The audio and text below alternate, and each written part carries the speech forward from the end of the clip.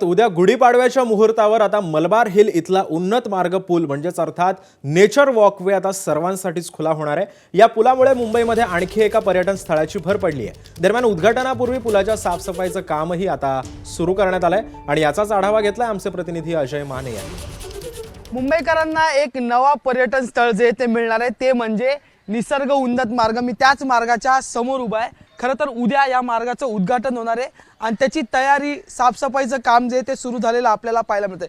खरं तर या संपूर्ण मार्गावरून म्हणजे हा संपूर्ण पूल जो आहे तो मलबार हिल परिसरात असलेल्या जंगलात बांधण्यात आलेला आणि या सगळ्यातून आपल्याला एक वेगळे असं मुंबईतलं पर्यटन मुंबईतलं जंगल आस्वादायला पाहायला मिळेल आणि ह्याचा जो शेवट आहे तिकडून तुम्हाला थेट गिरगाव चौपाटीचा व्ह्यू मिळणार आहे। आता यात सगळ्यात विशेष बाब म्हणजे लावण्यात आलेल्या या प्लेट्स या संपूर्ण मार्गावर अशा वेगवेगळ्या प्लेट लावलेल्या आहेत। त्याच्या अनुषंगाने तुम्हाला कळणार की याच्या आजूबाजूला कुठली झाड आहेत। आता इकडे जॅकफ्रूट हे नाव देण्यात आलेलं आहे। समोर आपण पाहिलं तर त्याचं ते झाड आहे।